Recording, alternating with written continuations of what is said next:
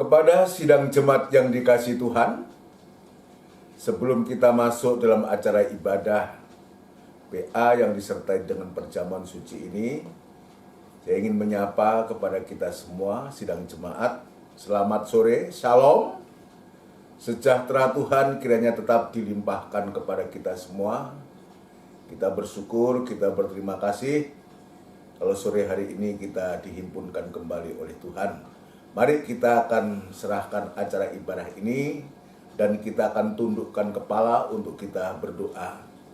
Bapa yang baik yang bertahta dalam kerajaan surga, di dalam nama Tuhan Yesus Kristus, Engkaulah Allah sesembahan dan pujaan hati kami satu-satunya. Kami bersyukur, kami berterima kasih setelah sepanjang hari dalam kegiatan kami masing-masing, juga sidang jemaatmu sekalian sudah menyertai, menolong, bahkan memberkati. Dan sore hari ini Tuhan, Engkau menghimpunkan kami kembali. Tuhan, kami menyerahkan hidup kami ke tangan-Mu. Biarlah Tuhan, kehidupan yang masih banyak kekurangan, kelemahan ini boleh mendapatkan kesempatan untuk beribadah. Dan untuk itu ampunkan segala kekurangan kelemahan kami, layakkan kami untuk beribadah kepada-Mu. Terima kasih Tuhan, terima kasih. Dan sekarang kami serahkan acara ibadah ini ke tangan-Mu. Dan sungguh kami sangat mengundang hadirat-Mu di tengah-tengah ibadah kami. Sebab kami menyadari ibadah tanpa Engkau maka tidak ada artinya lah ibadah ini Tuhan. Dan itu sebabnya tolong Tuhan memberkati ibadah ini, memberkati hamba-hamba-Mu, pelayan-pelayan yang terkait dalam ibadah ini, juga memberkati alat-alat yang kami gunakan Tuhan, dan segala pekerjaan setan dalam bentuk apapun juga yang coba mengganggu, merintangi Tuhan dalam acara ibadah ini. Kami bersatu hati panggil nama-Mu yang penuh kuasa untuk mengusirkan segala pekerjaan setan itu di dalam nama Tuhan Yesus Kristus, darah Kristus yang berkuasa. Terima kasih Tuhan, terima kasih. Mohon kemurahan-Mu dan urapan yang dari Engkau sendiri. Gereja-gereja lain yang bersamaan beribadah semacam di tempat ini, ya Tuhan, kiranya Engkau juga menolong memakai para hamba-hamba-Mu semua dalam pemakaian yang dari Tuhan, sertakan pembukaan firman-Mu untuk membawa sidang jemaat-Mu Tuhan. Urapan yang dari surga juga Engkau nyatakan kepada hamba-hamba-Mu semua Tuhan. Terima kasih Bapa di surga, terima kasih. Kami sambut acara ibadah ini di dalam nama Tuhan Yesus Kristus, darah Kristus yang berkuasa untuk menolong dan memberkati ibadah ini. Haleluya, amin. Puji Tuhan. Saudaraku yang dikasihi Tuhan, mari kita menyiapkan diri, terutama menyiapkan hati kita untuk kita memuji, membesarkan nama Tuhan. Dan kita akan lakukan pujian yang pertama, Mataku Tertuju Padamu, NR 186.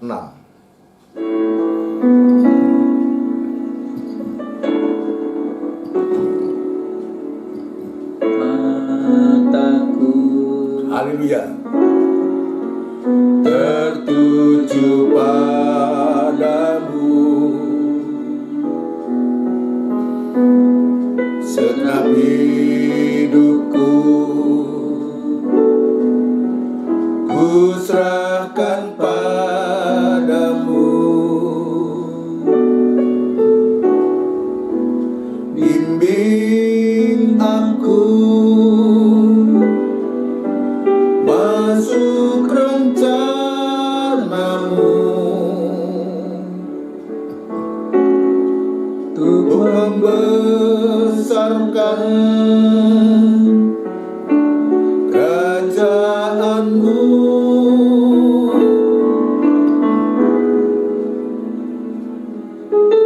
Mataku tertuju padamu, segenap hidupku ku serahkan padamu.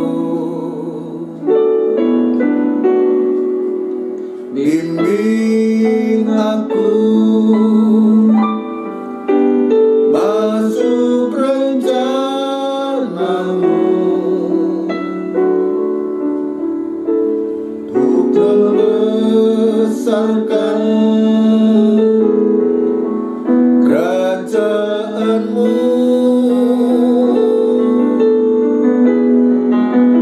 Ku mau mengikuti kehendak-Mu ya Bapa. Ku mau selalu menyenangkan hati-Mu.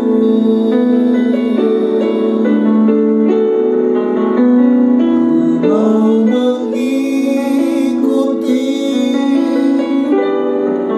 kehendak-Mu ya Bapa. Ku mau selalu menyenangkan hati-Mu. Haleluya.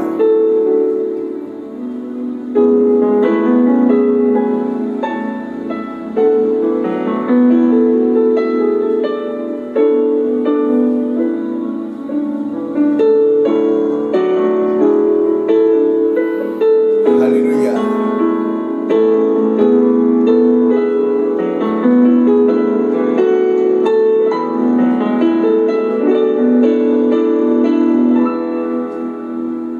Ku mau mengikuti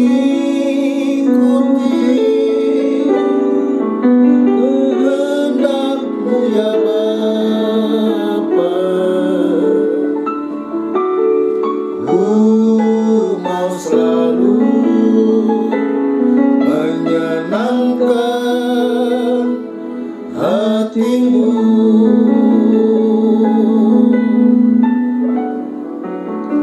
Ku mau selalu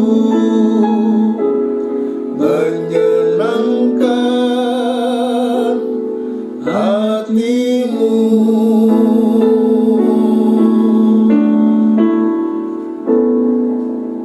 Puji Tuhan, saudara sekalian, pujian ini sangatlah indah.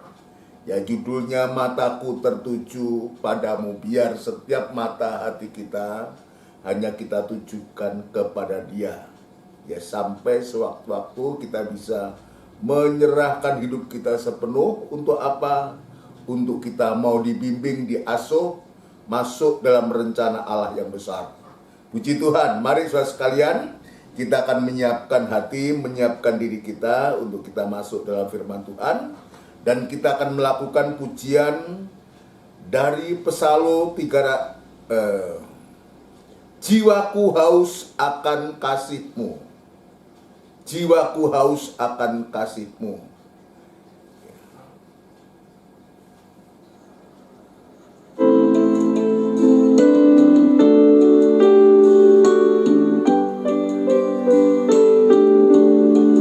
Jiwaku haus akan kasih-Mu. Biar kita nyatakan kerinduan kita. Aku rindu akan cinta-Mu. Siramilah taman hatiku yang kering ini, agar cinta-Mu bersemi di hatiku. Haleluya. Jiwaku haus akan kasih-Mu. Jiwaku rindu akan cinta-Mu. Siramilah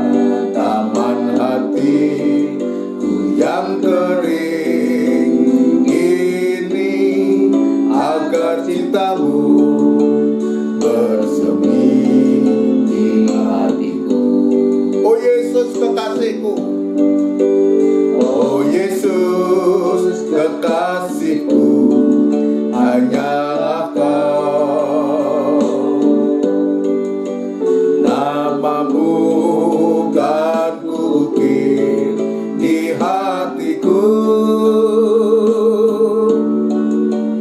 seumur hidupku hanya bagimu. Yesus, ku mau setia, setia selamanya. Haleluya.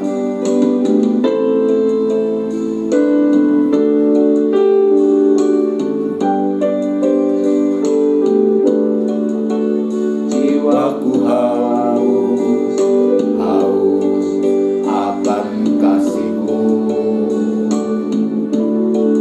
Jiwaku rindu, rindu akan cinta-Mu.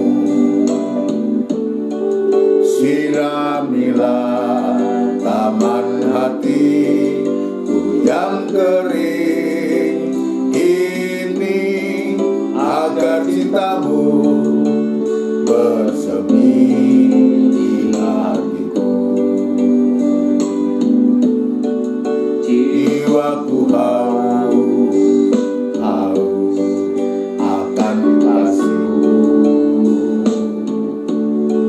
Jiwaku rindu, rindu akan cinta-Mu.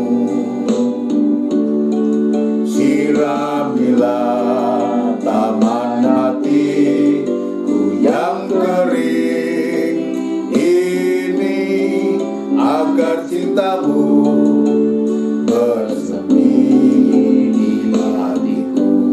Oh Yesus kekasih-Ku, oh Yesus kekasih-Ku, hanyalah Kau. Namamu kan kukir di hatiku, seumur hidupku hanya bagimu. Yesus, ku mau setia, setia selamanya. Ku mau setia, setia selamanya. Haleluya. Kita bersama tundukkan kepala dan kita akan berdoa. Benar Tuhan, kami sangat rindu dan kami sangat haus akan air firman-Mu. Dan tolonglah Tuhan, Engkau bawa, Engkau bimbing, Engkau asuh kehidupan kami, hamba bersama seluruh sidang jemaat-Mu, untuk masuk dalam rencana Allah yang besar, dalam rangka pembangunan tubuh-Mu yang akan disempurnakan ini Tuhan. Tolong, dari kami tidak kekuatan kemampuan apa-apa, kami hanya bersandar berserah kepadamu Tuhan, biar Engkau yang menolong kami. Kami sudah memuji, membesarkan nama-Mu Tuhan, dan saatnya kami akan belajar lagi untuk membaca firman-Mu, untuk mendengarkan firman-Mu. Ya Tuhan, Engkau sucikan hati kami, pikiran dan angan-angan kami, supaya firman-Mu boleh mendapatkan tempat yang terutama di dalam hati kami Tuhan. Terima kasih Tuhan, terima kasih, terima kasih, terima kasih Tuhan. Urapi firman-Mu dan urapi kami sekalian dalam pengurapan yang datangnya dari Tuhan sendiri. Demikian pula hamba tetap berserah diri kepadamu, biar kemurahan dan belas kasihan-Mu tetap Tuhan nyatakan kepada hamba, untuk mampu menyampaikan firman-Mu dengan benar dan murni, sehingga nyata firman-Mu boleh menyatakan kekurangan kami, boleh menemplak kami, sehingga kami boleh mengalami penyucian yang dari Engkau, dan pembaharuan itu Tuhan kami meyakini pasti terjadi. Terima kasih Bapa, terima kasih. Kami juga berdoa untuk sidang jemaat-Mu yang saat ini berada di rumah mereka masing-masing. Tuhan, Engkau dudukkan dengan tenang, dengan baik, damai sejahtera-Mu tetap ada, terutama tetap memberikan hati yang selalu merindukan Engkau Tuhan. Terima kasih Bapa, terima kasih. Kami sambut firman-Mu di dalam nama Tuhan Yesus Kristus. Haleluya. Amin. Puji Tuhan. Saudaraku yang dikasihi Tuhan, ya kembali sebelum kita masuk dalam pemberitaan firman Allah, ya saya mengucapkan selamat sore, selamat malam, ya shalom, sejahtera Tuhan, ya kita tetap memberkati, menyertai kita semua, dan selamat ya untuk kita bisa mendengarkan firman Tuhan. Puji Tuhan, saudara sekalian, tidak terasa kita sudah masuk ya pada bulan Maret tanggal 23, saudaraku. Pada hari ini ya tinggal 1 minggu lagi kita sudah masuk dalam bulan April. Dalam bulan April itu ada satu kegiatan, saudaraku, yaitu Jumat Agung dan Paskah, saudaraku, ya. Jumat Agung dan Paskah kita belum tahu, kita serahkan kepada Tuhan, biar Tuhan yang mengatur segala sesuatunya, dan Tuhan memakai kita semua untuk supaya kita semua, baik mulai dari saya sendiri sebagai hamba Tuhan, sebagai gembala, ya bersama sidang jemaat, pelayan-pelayan Tuhan, imam-imam Tuhan, dipakai oleh Tuhan untuk bagaimana kita bisa memberitakan kabar keselamatan ini, ya untuk supaya banyak jiwa-jiwa dimenangkan untuk Tuhan, bukan untuk saya, bukan untuk gereja, bukan untuk siapa-siapa, tetapi jiwa-jiwa ini dimenangkan untuk kemuliaan nama Tuhan. Itu sebabnya saya selalu juga berdoa supaya kita semua dipakai oleh Tuhan. Siapapun, apapun kita, kalau kita ada kerinduan kepada Tuhan untuk bisa beribadah, untuk bisa melayani Tuhan, maka Tuhan pun juga pasti akan menolong kita, memampukan kita, sehingga kita bisa melayani Tuhan. Kerinduan kita tentu sampai Maranatha, Yesus datang yang kedua kali. Mari saudara sekalian, kita akan lanjutkan dalam pemeriksaan kita di hari-hari ini, saudaraku, tentang 3 halangan yang harus dihadapi ketika seorang itu membangun rumah. Ya, dalam Injil Matius hari-hari ini yang sedang kita pelajari, saudaraku, bagaimana ya orang yang mendengar firman Allah itu serta melakukannya, saudaraku, maka diumpamakan seperti ya orang yang bijaksana, ya orang yang bijaksana yang mendirikan rumahnya di atas batu. Ini harus dicatat. Ulang-ulang saya mengatakan. Jadi kita harus pastikan biar setiap ibadah ini bukan saja kita mendengar firman Tuhan, tapi firman Tuhan itu boleh bekerja dalam hati kita dan menjadi iman. Dan setelah firman yang kita dengar itu menjadi iman, saku, maka menjadi perbuatan. Jadi iman disertai dengan perbuatan. Mendengar tapi juga melakukan, ya maka diumpamakan seperti seorang yang mendirikan rumahnya, yang membangun rumahnya di atas batu. Batu ini ada batu karang, batu penjuru yang adalah Kristus. Yang lalu-lalu saya sudah menekankan, biarlah setiap kehidupan kita, ya biar kita meletakkan kehidupan kita ini di atas dasar batu. Artinya apa? Ibadah dan pelayan kita itu harus sampai kepada batu itu. Jadi batu itu menjadi tujuan kita. Itulah Kristus. Ya, jangan sampai ibadah pelayan kita hanya berhenti sampai di gereja. Ya, sampai di gereja nampaknya baik, hanya supaya dilihat oleh gembala, oleh pendeta, tapi tidak pernah sampai kepada Yesus. Nah, ini biar firman Allah di hari-hari ini, di saat Tuhan ingin mengasuh kita, bahkan mengasuh, membimbing kita, betul-betul kehidupan kita diasuh untuk dibawa masuk dalam pembangunan rumah rohani ini penting. Kenapa demikian, saudaraku? Betapa pentingnya untuk membawa kehidupan kita dan kita letakkan di atas batu itu, karena adanya halangan-halangan yang nanti akan dihadapi oleh bangunan itu sendiri. Rumah ini, bangunan ini adalah gambar dari kehidupan kita. gambar dari kehidupan kita. Ya, halangannya kita bisa melihat ayat 25. Kemudian turunlah hujan. Kita sudah mendengarkan ya beberapa minggu yang lalu, ya kemarin-kemarin, ya kemudian turunlah hujan. Ini merupakan satu halangan yang pertama. Ya, lalu diteruskan datanglah banjir.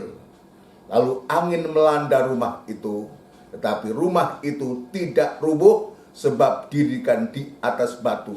Saya menunjukkan halangan yang kedua yang saya sudah mulai menjelaskan ini adalah angin kencang. Ini angin ini bukan hanya sekedar angin biasa. Bukan angin yang sepoi-sepoi untuk menyejukkan kita, tidak. Ini halangan.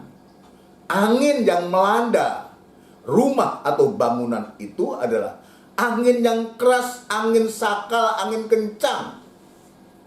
Coba bisa membayangkan, saudaraku, kalau saja rumah itu tidak didirikan di atas batu, tidak diletakkan di atas batu, saudaraku, sudah barang tentu ambruk, hancur, rusak. Dan ayat mengatakan besarlah kerusakannya. Nanti yang terakhir kita akan periksa, ya bukan hanya angin, bukan hanya hujan, bukan hanya angin, tapi banjir. Banjir ini banjir bandang, bagaikan air bah yang menghantam bangunan itu. Tapi kita bisa melihat ayat jelas mengatakan rumah itu tetap kokoh berdiri karena didirikan di atas batu karang itu sendiri. Ya, angin. Ya. Kemarin saya sudah menjelaskan, saudaraku. Jadi 3 halangan ini adalah binatang buas semua, saudaraku. Mulai hujan itu dari udara. Di udara sana ada ular naga. Itu roh-roh jahat, demon-demon, roh setan yang sedang mengganggu. Ya, jadi ayat mengatakan lawan kita bukan darah dan daging, tapi penguasa-penguasa di udara. Digambarkan air hujan yang datang dari udara. Dan di udara sana ada penguasanya yang namanya ular naga merah padang. Yang kedua ini juga binatang buas, laku. Binatang buas yang muncul dari dalam bumi. Angin itu dari darat dia menghantam bangunan itu. Apa itu angin? Ya, nanti saya akan menjelaskan 2 pengertian minimal. Ya, saya akan menjelaskan 2 minimal. Angin ini, angin yang kencang ini menunjuk kepada nabi-nabi palsu dengan ajaran-ajaran palsunya. Untuk apa, saudara? Tujuan dari pengajaran sesat, pengajaran palsu itu untuk supaya juga menyesatkan gereja Tuhan kalau bisa. Ini cara daripada setan itu, saudara, lewat nabi palsu ini, saudara. Sebab motor dari semuanya adalah ular naga. Nanti kalau kita melihat kitab Wahyu pasal 13 itu jelas. Motornya dia yang memberikan kekuatan, memberikan kuasa. Ya. Saudara sekalian, untuk menopang 2 binatang yang lain, itulah binatang yang keluar dari dalam bumi, itulah nabi palsu. Nanti yang terakhir, binatang yang keluar dari dalam laut, itulah antikris. Jadi nabi palsu ini dengan angin pengajarannya, dengan angin pengajarannya juga mau merobohkan gereja Tuhan dengan ajaran yang begitu kencang, yang begitu keras, juga ingin menghancurkan. Bahkan Rasul Paulus sudah mengatakan nabi-nabi palsu ini menyamar sebagai malaikat-malaikat terang. 2 Korintus pasal 11 jelas, menyamar sebagai malaikat terang. Ini dasar kalau kita tidak berdiri kokoh di atas batu karang, di atas batu, di atas kurbannya Kristus. Dia menyamar malaikat terang, tetapi bukan malaikat terang. Hanya menyamar. Ini yang harus diwaspadai di hari-hari ini. Itu sebabnya kemarin saya menunjukkan ketika nabi-nabi palsu sedang bermunculan di mana-mana, dengan pengajaran sesatnya, dengan pengajaran palsunya, maka dari pihak gereja Tuhan, kehidupan kita benar-benar sudah ada di dalam kandang penggembalaan. Kenapa harus berada di kandang penggembalaan? Sebab setiap kandang penggembalaan itu ada penanggung jawabnya. Itulah namanya seorang gembala untuk menggembalakan sidang jemaat yang Tuhan percayakan. Dan di atas gembala ini masih ada gembala yang agung. Itulah Kristus yang sudah mati untuk keselamatan jiwa-jiwa atau domba-domba. Akulah gembala yang baik, gembala baik menyerahkan nyawanya bagi domba-domba. Saya sekalipun punya jabatan untuk menggembalakan gembala, tetapi di hadapan Tuhan saya juga domba-dombanya Tuhan. Gembala yang punya tugas untuk membawa doa penyautan kepada gembala agung pemelihara jiwa itu. Nah, itu sebabnya untuk menghadapi situasi yang demikian ini, tadi saya mengatakan gereja Tuhan, anak-anak Tuhan harus sudah ada di dalam kandang penggembalaan. Untuk apa? Untuk supaya terjamin, terpelihara. Tapi sebaliknya, kalau jemaat atau domba-domba tidak mau digembalakan, mau seenaknya sendiri, jangan salah kalau kemudian nanti mendapatkan rumput yang lain, makanan yang lain. Tetapi sebaliknya, kalau kita berada di kandang penggembalaan, maka seorang gembala itu dia punya tugas pokok untuk apa? Kalau di Jawa, untuk ngarit. Untuk ngarit. Memang ada saatnya domba-domba harus bawa keluar. Dan penjagaan seorang gembala itu benar. Tapi minimal kehidupan anak-anak Tuhan, gereja Tuhan, domba-domba itu harus dalam keadaan dalam kandang penggembalaan. Supaya apa? Supaya betul-betul domba-domba itu terpelihara dengan adanya seorang gembala. Kebutuhan pokok dari seekor domba atau domba-domba itu sesungguhnya bukan rumput. Sekalipun domba itu butuh rumput, betul. Tapi bukan itu kebutuhan pokok. Itu sebabnya tadi saya mengatakan, kalau hanya kebutuhannya rumput, maka domba akan liar. Dia akan sembarangan untuk mencari rumput. Tidak ada pengawal, tidak ada penjaga.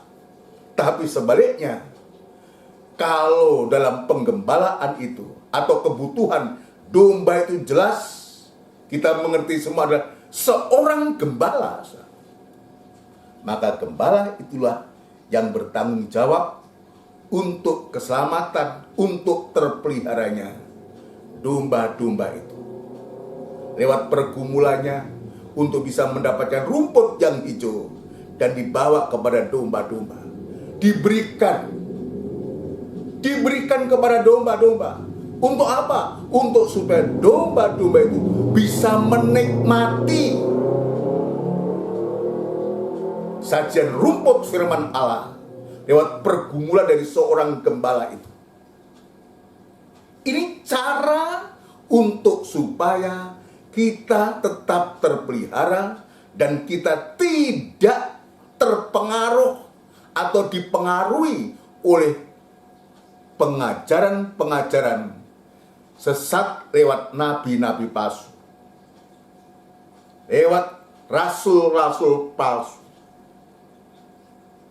Ini Paulus jelas menunjukkan kepada kita harus berhati-hati. Sebab rasul-rasul ini dia menyamar.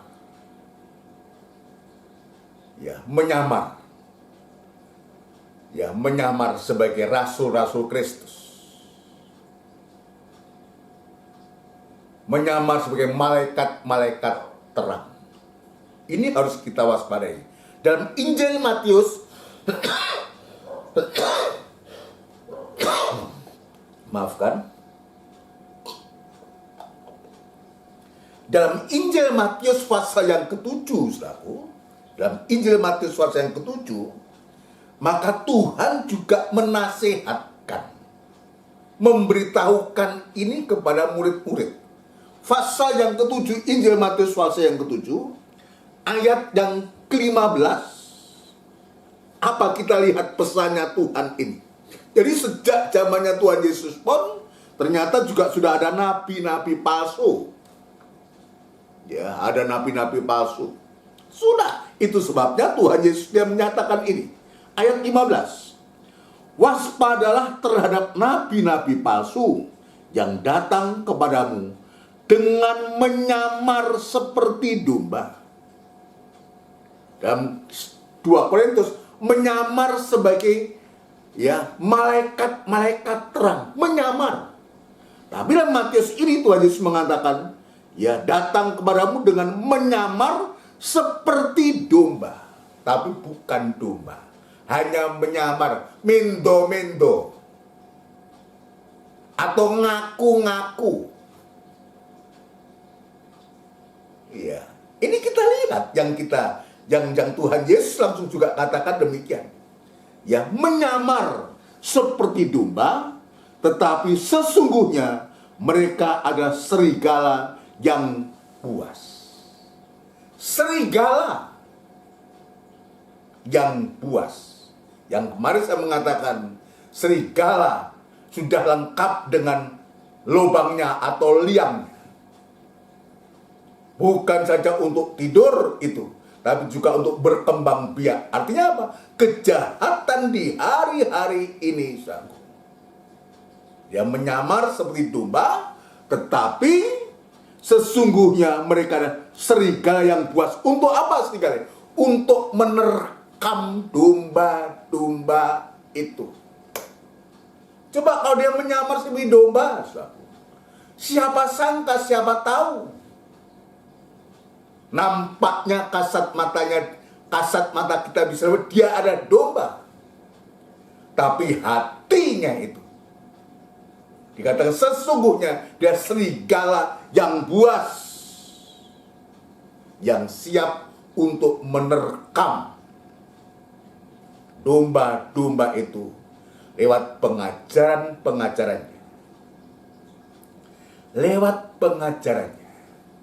Dan itu sebabnya di sini kita juga diperlihatkan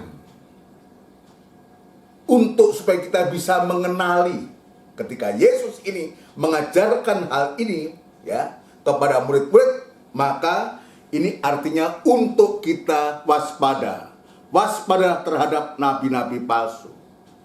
Mewaspadai. Jangan dianggap semua sama. Kita harus ada prinsip. Kita harus ada suatu pendirian yang teguh. Nah itu sebabnya dengan munculnya angin ini, angin kencang ini, lihat pengajaran nabi-nabi palsu ini, yang dia menyamar seperti seekor domba, kita harus hati-hati. Bagi seorang gembala, jabatan gembala itu punya salah satu karunia gembala itu untuk bisa menimbang roh. Roh apa yang ada dalam jemaat itu, saudara sekalian, untuk bisa melihat suasana penggembalaan itu salah satu karunia dari seorang gembala. Itu sebabnya kenapa tadi saya katakan pentingnya seorang gembala di tengah-tengah jemaat itu. Salah satunya adalah untuk mengantisipasi munculnya domba-domba yang menyamar seperti domba tapi hatinya buas seperti serigala. Ini penting untuk supaya kita perhatikan di hari-hari ini. Ya, lalu apa kelanjutan dari ayat ini? Maka Tuhan Yesus dia memperkenalkan ini. 16, dari buahnya lah kamu akan mengenal mereka. Jadi begitu sederhananya Tuhan itu memberikan satu ungkapan ini, dari buahnya. Ya, dari buahnya lah kamu akan mengenal mereka. Buah itu apa? Buah itu dari perbuatan, dari perkataan, dari ajaran yang disampaikan. Kalau dia datang untuk memecah belah sidang jemaat, untuk memprovokasi sidang jemaat, untuk mempengaruhi jemaat, untuk bertindak hal-hal yang tidak benar, sudah pasti itu terjadi satu penyamaran. Ya, dia menyamar seperti domba, tetapi sesungguhnya mereka adalah serigala yang buas. Jangan mau dalam hal ini. Ya, saya harus tegas dalam hal ini, harus kita tolak. Saya bersama jemaat pasti akan menolak hal itu. Tapi memang ada dalam Alkitab, ya, justru gembalanya mendukung. Nanti kita akan lihat. Membiarkan. Coba kita bisa membiarkan jemaat yang dia pimpin itu disesatkan oleh pengajaran-pengajaran yang lain. Sidang jemaat mana itu? Jemaat Tiatira. Yang membiarkan wanita Isabel yang disebutkan Nabiah itu mengajarkan untuk hamba-hamba Tuhan berbuat zina dan sekaligus menyembah berhala. Kita bisa membayangkan hal ini. Itu sebabnya ini peringatan buatku sebagai seorang hamba Tuhan, sebagai seorang gembala yang diberikan tanggung jawab untuk menggembalakan jemaat, untuk menjaga domba-dombanya Tuhan. Jadi domba-domba yang ada pada gembala itu bukan milik, bukan karena hasil usaha, bukan. Domba-domba yang ada pada gembala itu adalah domba-domba yang hanya dipercayakan kepada gembala-gembala itu. Untuk apa? Untuk menggembalakan domba-dombanya Tuhan. 1 Petrus pasal 5. Sebab terjadi peristiwa. Ya, zaman Yeskel, saudaraku, gembala-gembala Israel dipercayakan untuk menggembalakan domba-domba. Tapi bukan digembalakan, tetapi justru gembala-gembala ini mencari keuntungan dari domba-domba ini. Dan sehingga yang terjadi adalah bagaimana gembala-gembala dipecat semua. Dan Tuhan langsung ambil alih. Ya, ini suatu contoh, itu sebabnya maka ayat 16 ini, dari buahnya lah kamu akan mengenal mereka. Jadi secara singkat, sederhana, kalau ada seorang datang, ya mungkin di dalam gereja, kalau dia datang ke gereja pasti ketemu gembala. Tapi kalau dia datang ke rumah-rumah, mempengaruhi jemaat yang domba-dombanya Tuhan, hati-hati. Kalau dia datang untuk memprovokasi, dia datang untuk mengabarkan perpecahan, mengakibatkan perpecahan, mengakibatkan perselisihan, tolak saja. Tolak saja. Tolak saja. Ini jelas, itu sebabnya kita diajarkan untuk mengetahui mereka itu dari buahnya lah. Kamu akan mengenal mereka. Siapa sejatinya mereka itu? Ya. Dia adalah benar-benar domba atau hanya domba yang menyamar. Penyamaran seperti domba. Ya, jangan heran kita di hari-hari ini kalau terjadi hal demikian. Ayat yang selanjutnya. Dapatkah orang yang memetik buah anggur dari semak duri atau buah ara dari rumput duri, demikianlah setiap pohon yang baik menghasilkan buah yang baik, sedang pohon yang tidak baik menghasilkan buah yang tidak baik. Tidak mungkin pohon yang baik itu menghasilkan buah yang tidak baik, ataupun pohon yang tidak baik itu menghasilkan buah yang baik. Dan setiap pohon yang tidak menghasilkan buah yang baik pasti ditebang dan dibuang ke dalam api. Jadi kita tentu saya juga demikian sebagai hamba Tuhan, sebagai gembala. Dan saya mengajak kepada imam-imam ya, dan pelayan-pelayan Tuhan dan seluruh sidang jemaat. Ayo kita semua mau berbuat dengan baik. Ya. Bisa mengeluarkan buah yang baik untuk apa? Untuk supaya kita tidak ditebang. Kalau kita tidak mengeluarkan buah yang baik, akan ditebang.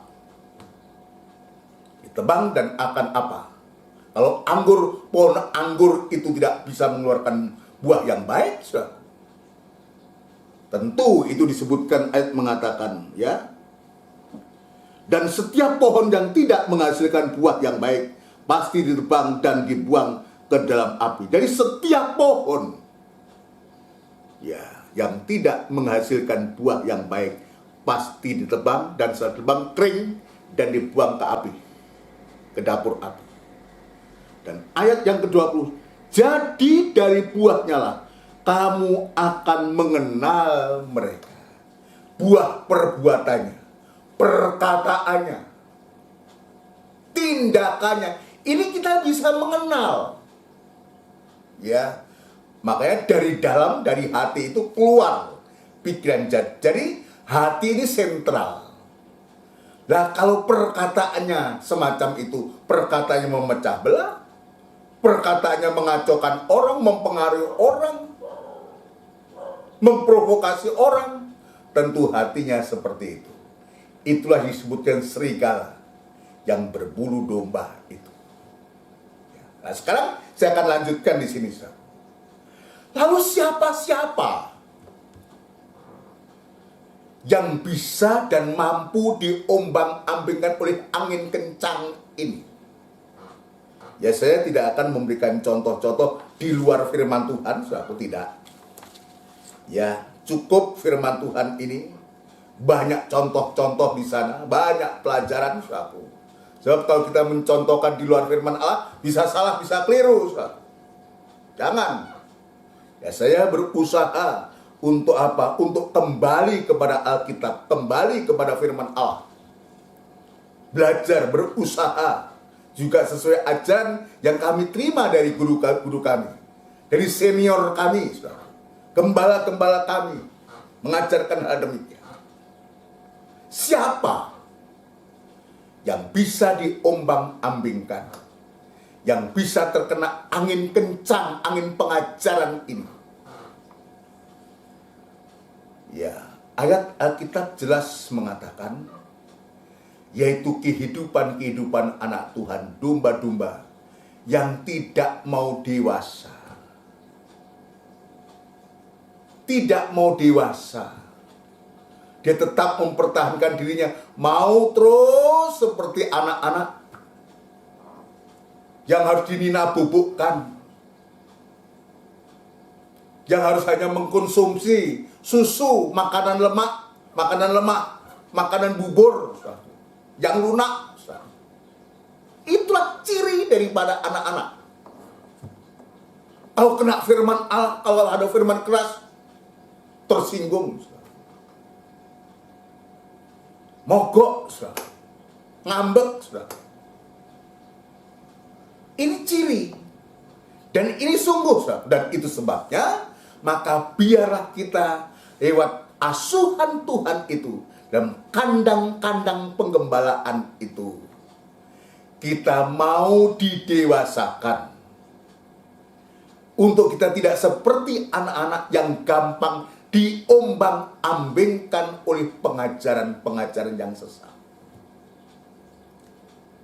Dalam Efesus pasal yang kelima, Efesus pasal yang kelima kita akan dalami ini. Efesus pasal yang kelima. Efesus pasal yang kelima. pasal yang keempat maksud saya, maafkan saya. Efesus pasal yang keempat. Ya, kita akan membaca. Maka kita akan tahu di sana nanti. Tadi pertanyaan, siapa kira-kira yang bisa diombang-ambingkan, yang bisa terkena angin pengajaran sesat dari nabi-nabi palsu ini? Kita baca sekarang. Efesus pasal yang keempat, saudaraku. Ya, lebih baik ayat yang ke-13, nanti saudara bisa membaca ayat sebelumnya, ayat 11, atau lebih baik kita baca ayat yang ke-11. Dan ialah, ini I besar, ialah Tuhanlah yang memberikan baik rasul-rasul maupun nabi-nabi,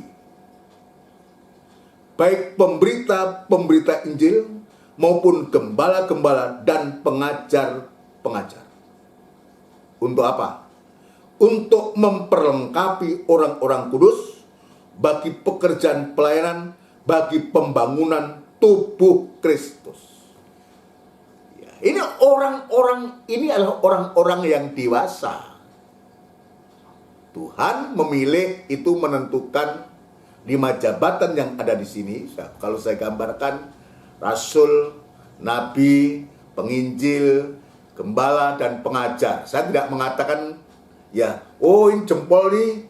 Tidak, hanya untuk menggambarkan saja, untuk memudahkan. Ya, rasul dengan hikmatnya, nabi dengan roh nubuatnya, penginjil dengan kuasanya, gembala dengan menimbang roh dalam jemaat, dan pengajar ini dengan hikmatnya atau pengetahuan. Tuhan lengkapi ini jabatan dan karunia-karunia-Nya. Ini bukan orang-orang yang masih anak-anak. Orang yang menerima tanggung jawab ini tidak mungkin Tuhan itu memilih anak-anak yang belum dewasa. Tidak mungkin. Jadi Tuhan itu, saudaraku, memberikan jabatan-jabatan ini, rasul, nabi, penginjil, gembala, dan pengajar ini adalah orang-orang yang dewasa. Coba dilanjutkan, ya. Sampai kita semua telah mencapai kesatuan iman dan pengetahuan yang benar tentang anak Allah, kedewasaan penuh. Lah, ini orang-orang yang dewasa penuh dan tingkat pertumbuhan yang sesuai dengan kepenuhan Kristus. Ini orang semacam ini yang Tuhan mau. Kehidupan-kehidupan yang semacam ini yang akan dipakai oleh Tuhan, justru ketika berada dalam angin kencang untuk menghadapi pengajaran-pengajaran sesat. Maka jabatan-jabatan ini yang harus dipakai Tuhan. Kenapa? Sebab Tuhan punya rencana. Dia mengasuh kita untuk apa? Untuk kita masuk dalam pembentukan tubuh Kristus. Di sini memperlengkapi orang-orang kudus bagi pekerjaan pelayanan, bagi pembangunan tubuh Kristus. Sekarang perhatikan ayat yang ke-14. Tadi yang siapa-siapa yang kira-kira bisa diombang-ambingkan, bisa ditiup angin pengajaran ini. Sehingga kita bukan lagi anak-anak, perhatikan, yang diombang-ambingkan oleh rupa-rupa angin pengajaran, oleh permainan palsu manusia dan kelicikan mereka yang menyesatkan. Artinya, hanya anak-anaklah yang mudah untuk diombang-ambingkan oleh rupa-rupa angin pengajaran. Anak-anak, dia belum dewasa. Dia belum bisa membedakan mana yang benar, mana yang tidak benar. Dia menganggap semua baik-baik saja. Tidak demikian, Ustaz. Jadi jelas, saudara sekalian, jelas. Jadi yang bisa diombang-ambingkan, bahkan yang gampang terkena angin pengajaran ini adalah disebutkan ayat 14 tadi, ya. Sehingga kita bukan lagi anak-anak. Ya, memang harapan kita bukan anak-anak. Kita harus mau didewasakan. Justru ayat di atasnya, orang-orang yang mendapatkan kepercayaan itu adalah orang-orang yang dewasa. Nah, sekarang menjadi ancaman adalah anak-anak rohani yang anak-anak. Jadi rohaninya anak-anak itu bukan soal umurnya. Ya tidak.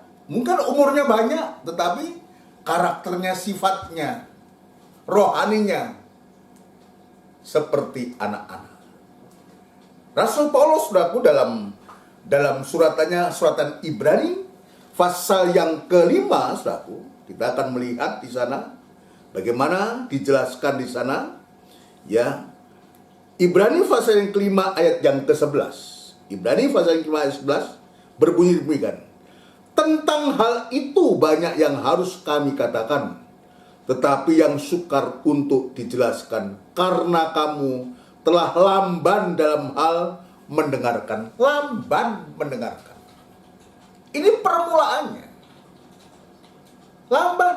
Sulit untuk bisa mendengarkan. Mendengarkan itu dengan telinga, saudara. Lamban mendengarkan. Kenapa lamban mendengarkan? Nampaknya dalam ayat kemarin, ya, roh-roh yang ada di udara itu, dia sedang mempengaruhi akal dan pikiran kita, yang membuat kita lamban dalam mendengar. Tuli, ya, itu harus dijamah oleh Tuhan. Sulit untuk bisa mendengar. Karena banyak pikiran-pikiran kita, angan-angan kita, yang pada akhirnya mempengaruhi kehidupan kita, sehingga kita lamban dalam hal mendengarkan firman Tuhan terutama. Lanjut, saudaraku. Sebab sekalipun kamu ditinjau dari sudut waktu, sudah seharusnya menjadi pengajar. Saudara. Ditinjau dari sudut waktu, sudah menjadi pengajar. Ya, harusnya kita sudah menjadi dewasa. Pengajar itu orang yang dewasa. Tadi ada rasul, ada nabi, ada penginjil, ada gembala, ada guru. Orang-orang dewasa yang tugasnya apa? Untuk mengajar. Tapi ayat ini mengatakan, kalau karena kamu telah lamban dalam hal mendengarkan, sebab sekalipun kamu ditinjau dari sudut waktu, sudah seharusnya menjadi pengajar.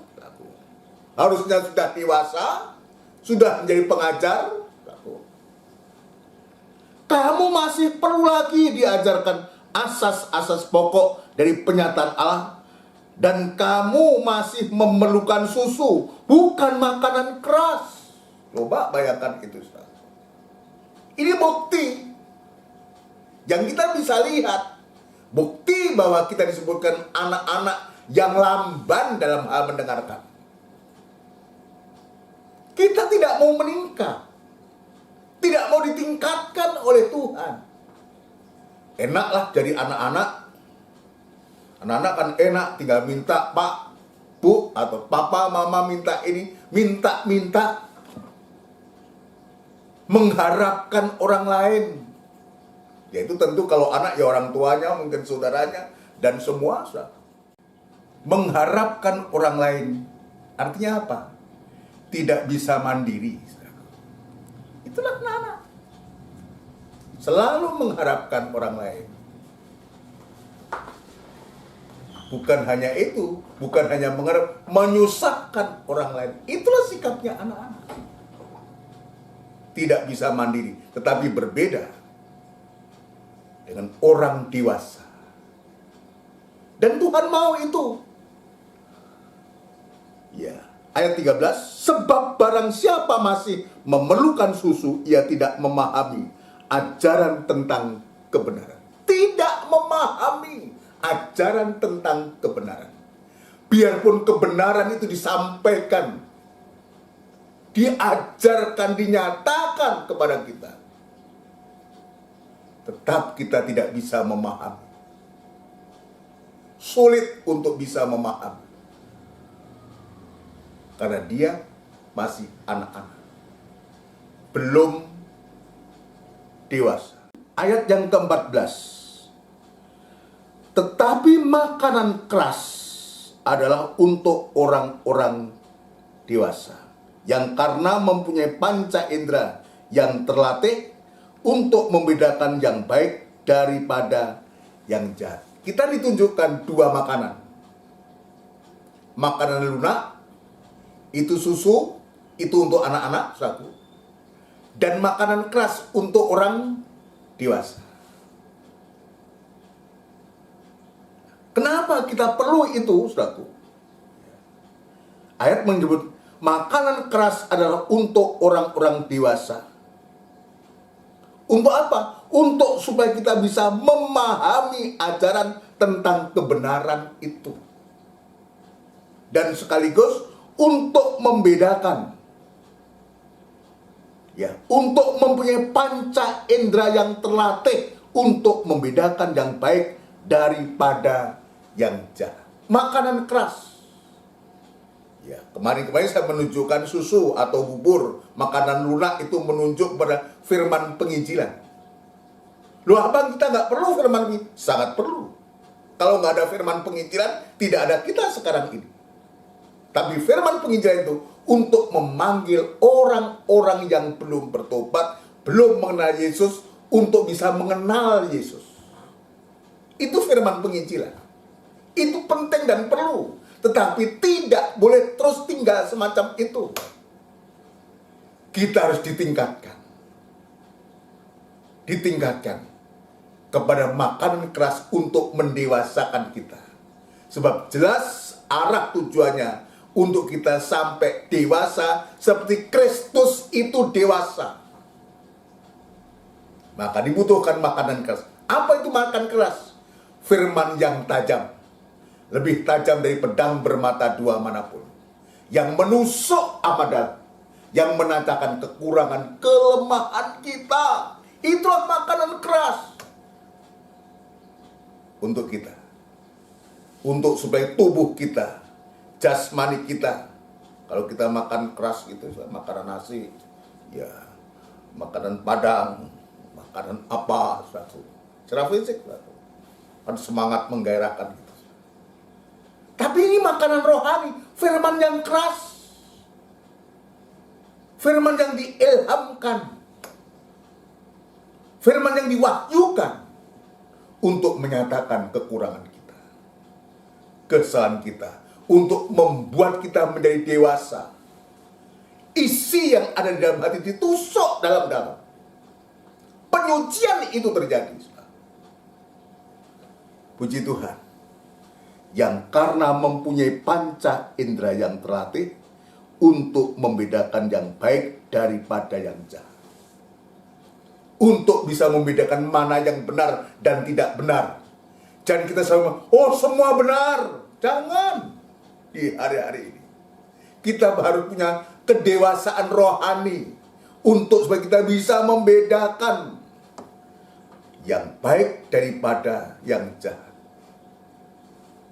Ini tujuannya. Itu sebabnya, saudaraku, kehidupan kita di hari-hari perlu diasuh oleh Tuhan lewat pembukaan firman Allah, firman yang keras itu, untuk mengajar kita, untuk menyatakan kesalahan kita, untuk memperbaiki kehidupan kita. Ya, puji Tuhan. Mari kita membaca itu. Membaca itu. 2 Timotius pasal yang ketiga. 2 Timotius pasal yang ketiga. Ya, kita membutuhkan di hari-hari ini makanan keras. Dan nanti Tuhan juga akan bicara kepada Timotius pasal 4 itu. Ya, memberikan tugas untuk Timotius menyampaikan baik atau tidak baik waktunya. Saya akan menunjukkan dulu firman yang keras itu yang semacam apa.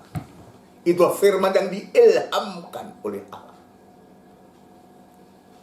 Ayat 16. Segala tulisan yang diilhamkan Allah memang bermanfaat untuk mengajar. Apa itu diilhamkan? Diwahyukan, dibukakan firman Allah itu. Bukan diilmiahkan. Tidak. Bagaimana dibukakan itu? Kalau Rasul Yohanes lewat pembuangan ke Pulau Patmos.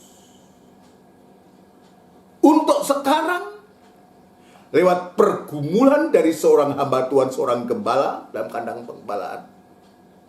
Untuk supaya firman itu diungkapkan, dibukakan. Ayat menerangkan ayat. Ayat 1 diterangkan oleh ayat yang lain. Sehingga semua pemberitaan itu tidak keluar dari firman Tuhan. Dan sekaligus penyerahan dari seorang hamba Tuhan. Penyerahan dari seorang gembala itu kepada Tuhan untuk bisa mendapatkan firman Allah ini. Tapi juga harus ini menjadi peringatan buat kita. Ketika kita diungkapkan, diberikan wahyu, jangan membuat menjadi sombong. Jangan membuat menjadi sombong. Justru semakin kita merendahkan diri, merendahkan hati untuk semakin hari semakin diwahyukan. Jadi diberikan wahyu pembukaan firman Allah. Karena ini penting. Untuk apa? Ini dikatakan bermanfaat. Yang diilhamkan Allah memang bermanfaat untuk mengajar.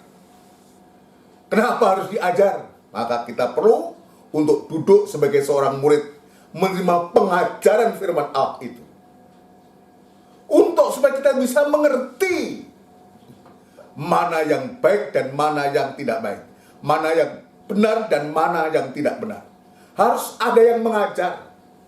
Dan penggembalaan ada tugasnya seorang gembala untuk mengajarkan sidang jemaat ini.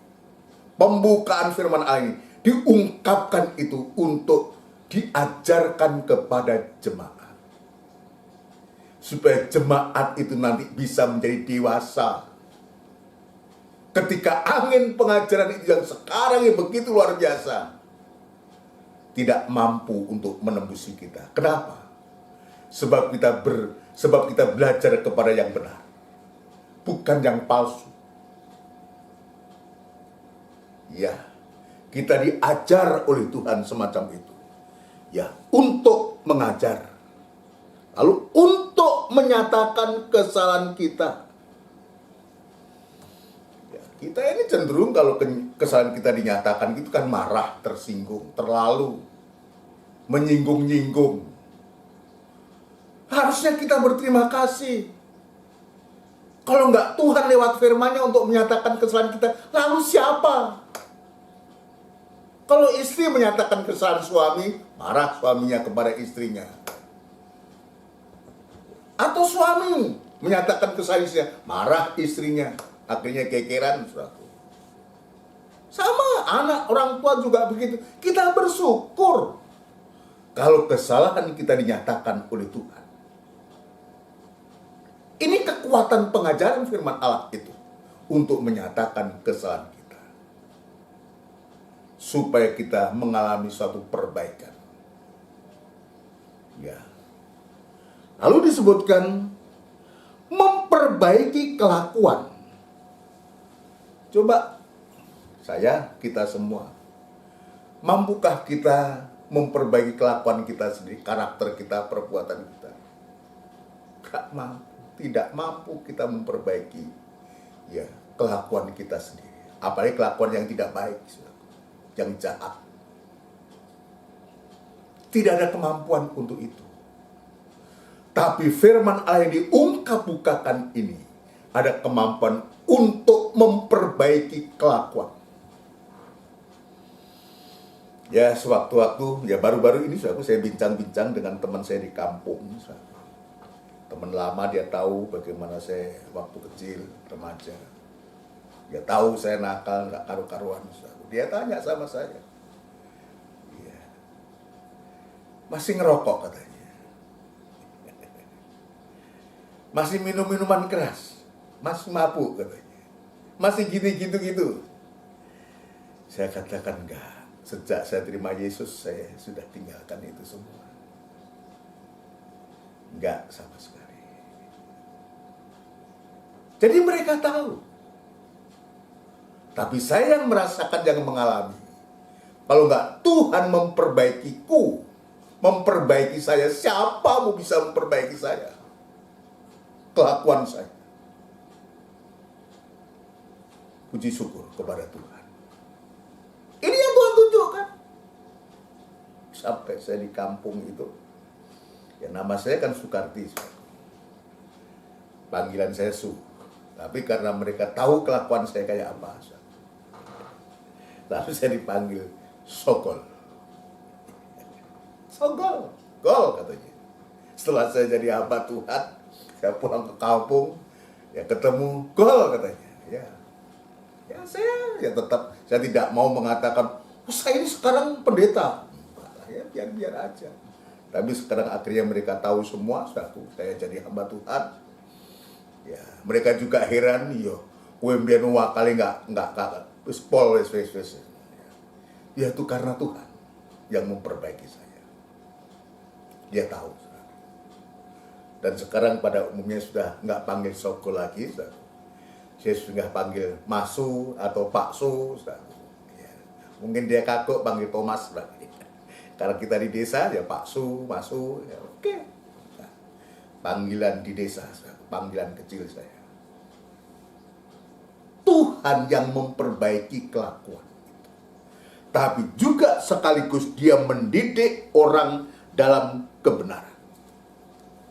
Mendidik orang dalam kebenaran. Ini yang Tuhan tunjukkan. Untuk supaya kita bisa memahami kebenaran. Bukan tidak memahami kebenaran, tapi memahami kebenaran. Dididik dalam kebenaran. Untuk apa? Untuk supaya kita bisa membedakan mana yang baik dan mana yang tidak baik. Mana yang benar dan mana yang tidak benar. Dan ketika angin pengajaran palsu itu datang, kita sudah bisa sudah bisa. Roh yang ada pada kamu itu akan mengajarkan kepada kamu untuk apa? Untuk sudah kita bisa memastikan ini benar atau tidak benar. Coba bayangkan kalau saat itu lalu jemaat lari kepada gembalanya, ya terlambat sudah. Tapi kita masing-masing diberikan roh itu untuk bisa menimbang benar atau tidak benar. Ini roh yang Tuhan berikan kepada kita. Itu sebabnya kita perlu untuk menjadi dewasa. Dewasa rohani. Dan itu membutuhkan wahyu. Pembukaan firman Tuhan. Membutuhkan pembukaan firman Allah. Firman yang lebih tajam dari pedang bermata dua, menusuk kita, memperbaiki kita. Sampai sewaktu-waktu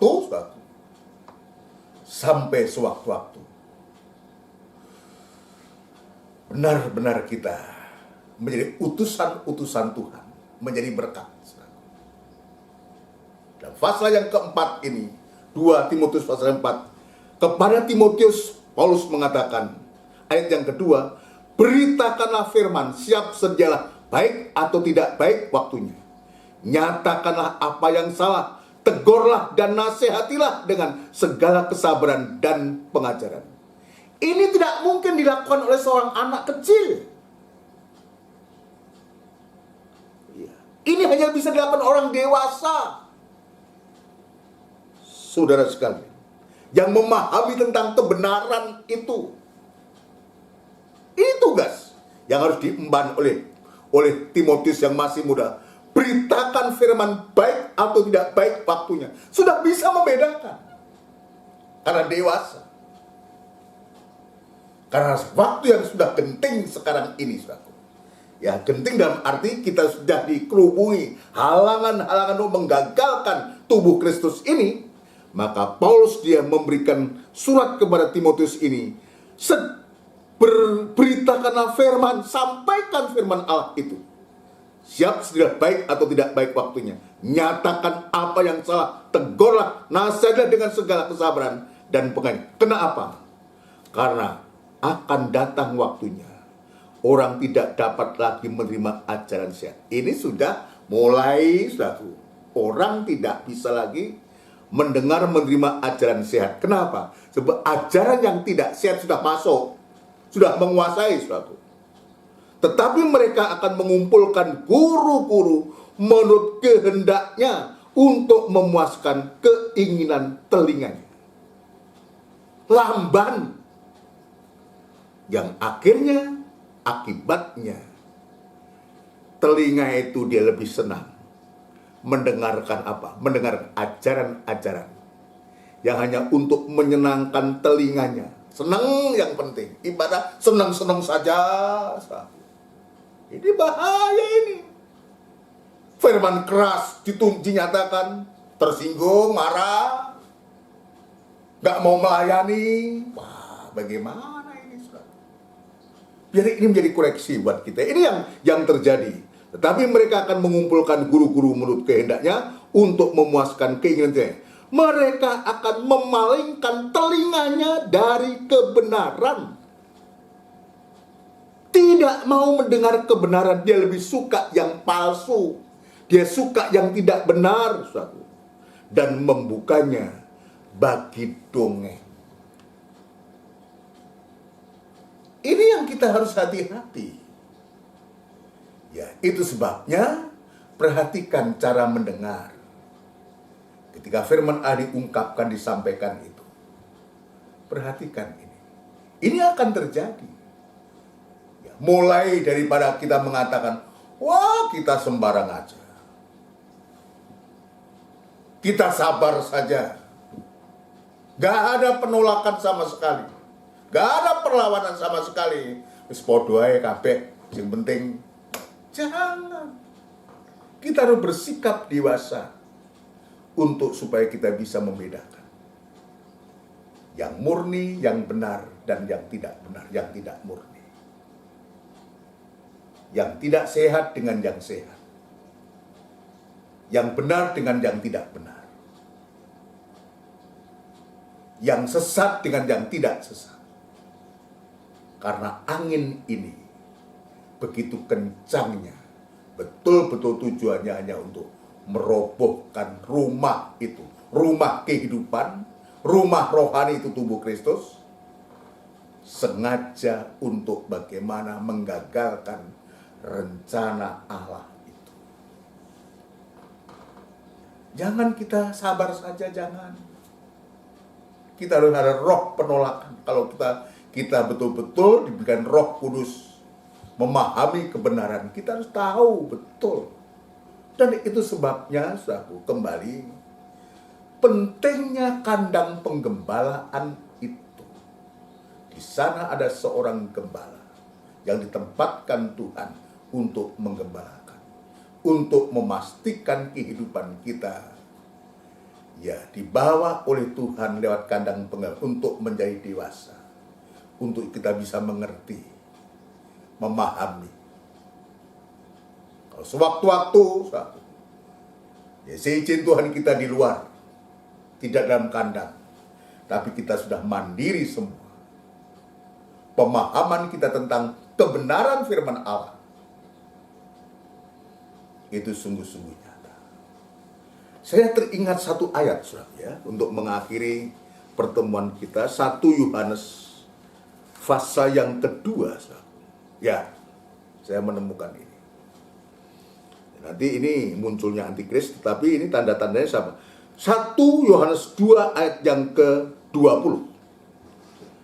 Tetapi kamu telah beroleh pengurapan dari Yang Kudus, dan dengan demikian kamu semua mengetahuinya.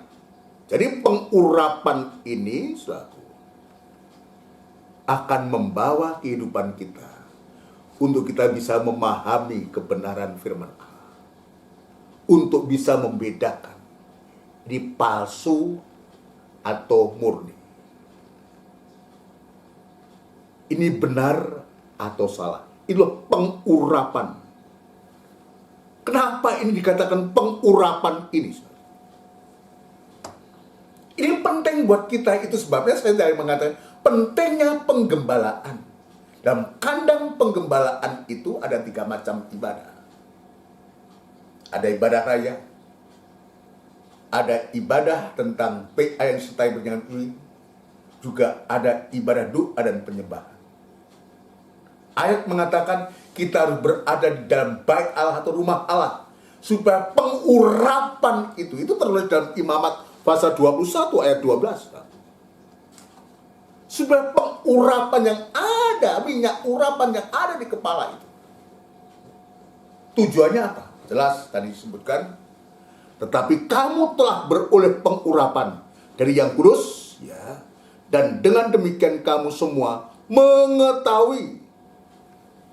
Kita bisa mengetahui sepak terjang, dan kita bisa memantau, mendeteksi ini benar atau tidak benar. Tadi saya mengatakan di saat itu ketika kita sudah di rumah masing-masing, dari sewaktu-waktu datang itu pengajaran yang ingin mempengaruhi kita, kita sudah tahu karena pengurapan itu untuk mengajarkan kita. Amin, saudaraku. Biar ini betul-betul memberikan gairah buat kita, untuk kita tetap semangat, untuk supaya kita tidak roboh oleh karena angin pengajaran itu. Tapi sebaliknya, oleh angin pengajaran itu, kalau kita tetap dalam penggembalaan, tetap dalam kebenaran, semakin kita terkena hembusan angin kencang itu, semakin kita bisa membuktikan. Kenapa? Karena kita sudah meletakkan diri kita di atas korbannya Kristus. Amin, saudaraku. Puji Tuhan. Itu sebabnya jangan aneh-aneh lah. Jangan aneh-aneh kita menuntut sesuatu yang jangan. Jangan kita menuntut Tuhan, langit itu harus biru. Kadang-kadang mendung, saudara. Ada mendungnya juga, ada kilatnya juga. Macam-macam. Ada lagu yang semacam itu. Ayo kita nyanyikan itu. Untuk kita bisa mengerti. Untuk kita akan masuk dalam perjamuan suci, saudaraku. Kita akan lakukan pujian yang judulnya Tuhan tak pernah janji. Kita akan lakukan Tuhan tak pernah janji langit selalu biru. Kadang-kadang mendung. Kadang-kadang ada kilat. Kadang-kadang terang benderang biru, saudaraku. Tapi biar kita pujikan ini untuk memberikan pengertian kepada kita.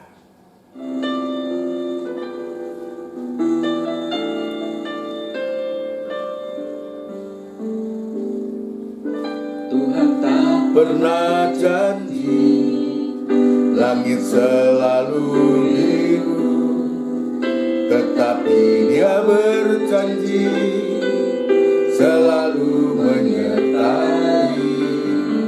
Tuhan tak pernah janji jalan selalu rata, tetapi Dia berjanji berikan kekuatan. Jangan pernah menyerah, jangan berputus asa. Mujizat Tuhan ada saat hati menyembah. Jangan pernah menyerah, jangan berputus asa. Mujizat Tuhan ada bagi yang setia dan percaya. Haleluya. Haleluya. Oh, haleluya.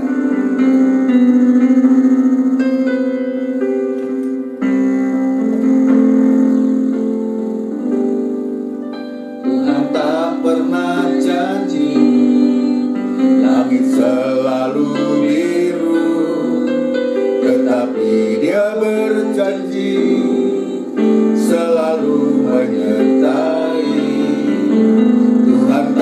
pernah janji, jalan selalu rata, tetapi Dia berjanji berikan kekuatan. Haleluya. Jangan pernah menyerah, jangan berputus asa. Mujizat Tuhan ada saat hati menyembah. Jangan pernah menyerah, jangan berputus asa. Mujizat Tuhan ada bagi yang setia dan percaya. Jangan berputus asa. Mujizat Tuhan ada saat hati menyembah.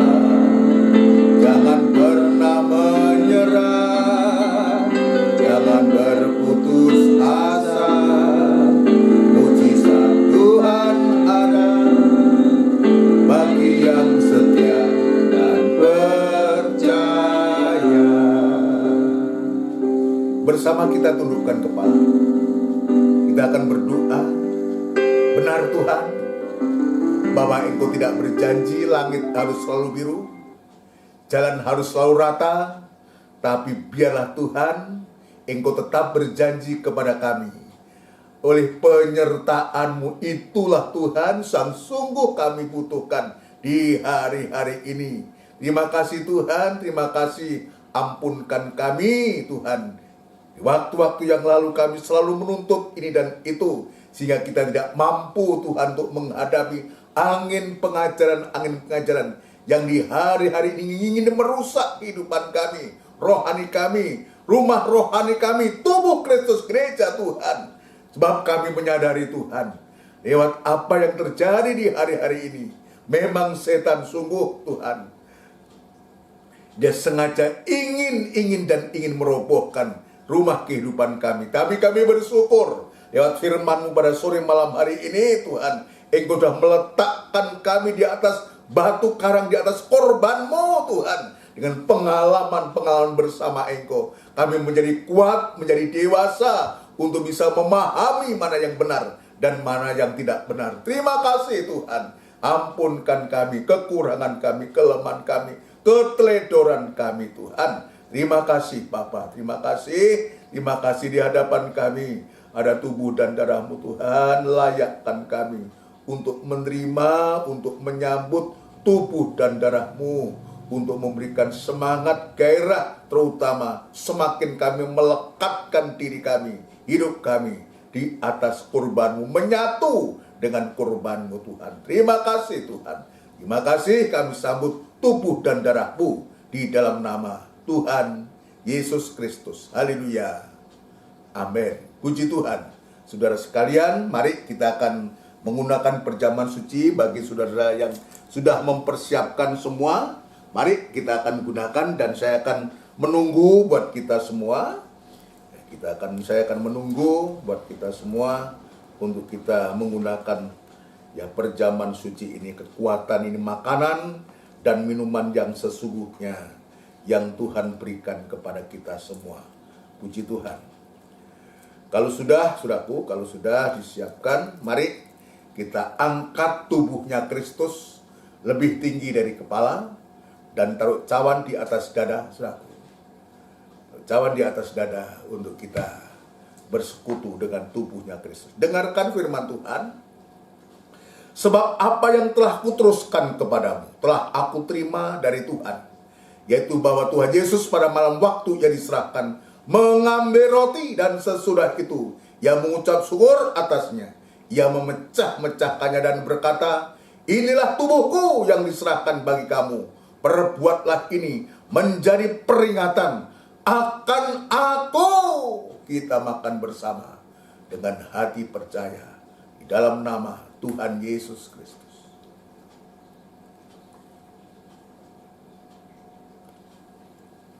Haleluya. Haleluya, haleluya. Terima kasih Tuhan. Terima kasih, terima kasih. unjukkan darahnya Kristus lebih tinggi dari kepala, dan dengarkan firman Tuhan. Demikian juga ia mengambil cawan sesudah makan, lalu berkata, cawan ini adalah perjanjian baru yang dimeteraikan oleh darahku. Perbuatlah ini setiap kali kamu meminumnya, menjadi peringatan akan aku. Haleluya. Kita minum bersama dengan hati percaya dalam nama Tuhan Yesus Kristus.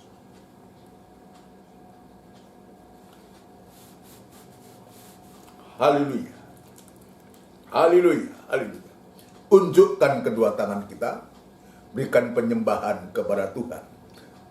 Sebab setiap kali kamu makan roti ini dan minum cawan ini, kamu memberitakan kematian Tuhan sampai ia datang kembali. Terima kasih Tuhan. Terima kasih. Berkat-Mu melimpah Tuhan pada sore malam hari ini.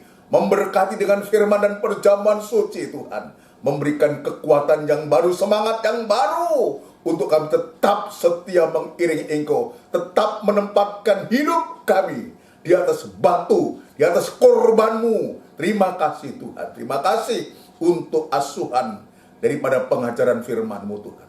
Terima kasih Tuhan. Terima kasih Engkau sudah memberkati kami semua. Terima kasih di dalam nama Tuhan Yesus Kristus. Kami alaskan doa dan sembahyang kami. Haleluya. Amin. Puji Tuhan. Saudara sekalian yang dikasihi Tuhan, demikian rangkaian ibadah kita pada malam hari ini. Dan ibadah PA yang disertai dengan perjamuan suci. Mohon perhatiannya, besok ada ibadah doa dan penyembahan, saudaraku, dimulai jam 5:30 sore tepat, dilanjutkan pada hari Minggu Raya tanggal 27 Maret, saudaraku. Ya, juga jam 5:30 sore tepat nanti untuk berita selanjutnya kita akan sampaikan di ibadah raya. Puji Tuhan. Nanti kita akan berdoa untuk kita semua sedang jemaat Tuhan. Ya, baik anak-anak, remaja semua kita doakan, terutama orang-orang tua kita satu. Baik di GKGM di Tridorejo maupun di Pondok Chandra, di tempat-tempat yang lain yang mengikuti ibadah Siran Tunda ini, biar Tuhan menolong kita semua. Juga nanti kita berdoa untuk Bapak Draha, saudaraku, yang saat ini sakit di rumah sakit, ya rumah sakit Sidoarjo, saudaraku. Ya, kita doakan biar Tuhan menjamah dan dipulihkan dan kembali di dalam pelayanan. Mari kita akan akhiri ibadah kita dengan doa berkat buat kita semua. Tidak putus-putusnya kami mengucapkan syukur dan terima kasih kepadamu Tuhan. Engkau sudah menolong dan memberkati ibadah kami. Dan sekarang sebelum kami berpisah, Tuhan, kami menyerahkan kehidupan kami ke tangan-Mu, terutama Tuhan, untuk supaya kehidupan ini tetap tergembala dan tetap setia mengiring Engkau. Menyerahkan seluruh sidang jemaat-Mu, anak-anak, mulai anak-anak remaja, dewasa sampai pun yang paling sepuh, dimanapun saya ini berada, sidang jemaat-Mu, orang-orang tua kami di masa tuanya, Tuhan, Engkau memberkati semua. Berkati nikah, rumah tangga, usaha, pekerjaan daripada anak-anak semua. Segala masalah, persoalan yang sedang dihadapi oleh anak-anak-Mu pun juga Engkau menolong semua Tuhan. Engkau jamah semua Tuhan. Terima kasih Tuhan, khusus kepada Bapak Draha, Pendeta Draha. Tuhan, Engkau juga memberikan kemurahan-Mu, belas kasih. Bagi-Mu tidak ada barang yang mustahil. Sakit penyakit yang diderita Tuhan kami serahkan ke tangan-Mu. Dan kiranya Tuhan menjamah dengan kuasa-Mu. Dan segala pekerjaan setan dalam bentuk apapun juga, Tuhan, kami panggil nama-Mu yang penuh kuasa untuk mengusirkan segala pekerjaan setan itu di dalam nama Tuhan Yesus Kristus. Darah Kristus yang berkuasa. Ibadah-ibadah yang sudah Engkau sediakan kepada kami, Tuhan, Engkau juga menolong. Yalah Tuhan, Engkau memberikan kesetiaan kepada kami, dan kami mau setia kepadamu lewat ibadah-ibadah yang Tuhan sediakan kepada kami. Terima kasih, kerinduan kami juga untuk beribadah tatap muka pun kami serahkan ke tangan-Mu. Masalah-masalah yang menyangkut pelayanan penggembalaan juga kami serahkan ke tangan-Mu. Biar Tuhan menolong semua bangsa dan negara kami, Republik Indonesia yang kami cintai. Ya Tuhan, kiranya Engkau juga menolong, Engkau memberkati memakai para pemimpin-pemimpin kami, mulai dari Bapak Presiden, Wakil Presiden, jajaran menteri, pejabat tinggi negara di pusat, di daerah, TNI Polri boleh bahu-membahu untuk menerima amanah ini Tuhan. Dan Tuhan memberikan kekuatan, memberikan hikmat para pemimpin kami, sehingga kebijakan-kebijakan yang diambil benar-benar bermanfaat untuk seluruh rakyat Indonesia kami ini Tuhan. Berikan damai sejahtera-Mu Tuhan, jauhkan dari pertengkaran, permusuhan apapun juga. Terima kasih Bapak, terima kasih. Sementara kami akan berpisah, akan beristirahat malam, Tuhan kami menyerahkan hidup kami ke tangan-Mu. Saudaraku yang kekasih, biar rahmat anugerah cinta yang besar yang datangnya dari Allah Bapa, Sang Putra dan Roh Kudus yang sepenuhnya di dalam nama Tuhan Yesus Kristus. Haleluya. Amin. Selamat malam. Tuhan memberkati. Shalom. Salam sehat buat kita semua. Tetap semangat. Amin.